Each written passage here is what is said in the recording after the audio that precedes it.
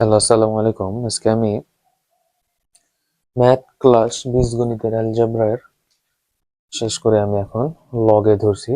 লগের অঙ্ক পাঠটি শুরু করছি। লগারিদমের আজকে অঙ্ক কি বলছে?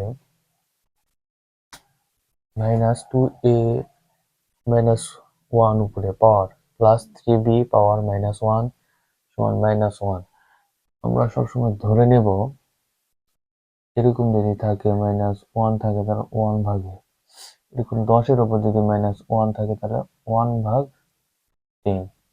100-র উপর যদি থাকে তাহলে 1 ভাগ 100।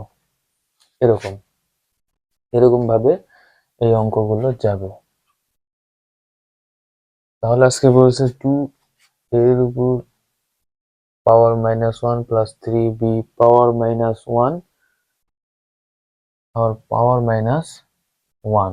তাহলে এটা আমরা আগে ভেঙে নিই, এটার মান নির্ণয় করতে হচ্ছে। তাহলে 2 1 ভাগে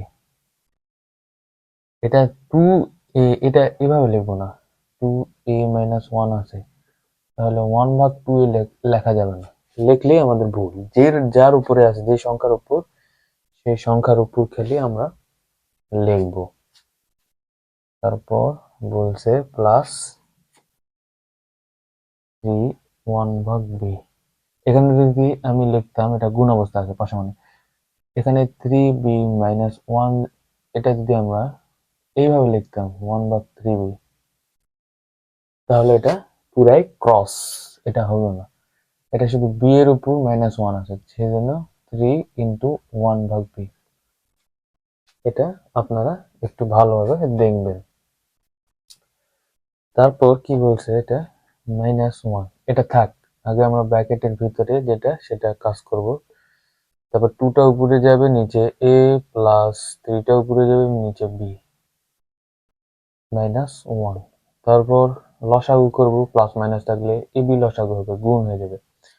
এ কাটা যাবে, বি থাকবে 2b প্লাস বিবি কাটা যাবে, এ থাকবে 3a, তারপর -1। আমরা কি বলছিলাম, -1 মানে 10 এর উপর যদি -1 থাকে 1 ভাগ 10, 10টা নিচে যাবে। তাহলে আমরা এরকম যদি মাইনাস থাকে তাহলে 1 ভাগ পুরাটা দিব, 1 ভাগ 2b প্লাস 3a ভাগ ab। এটা যদি হয় তাহলে আমরা এই জিনিসটা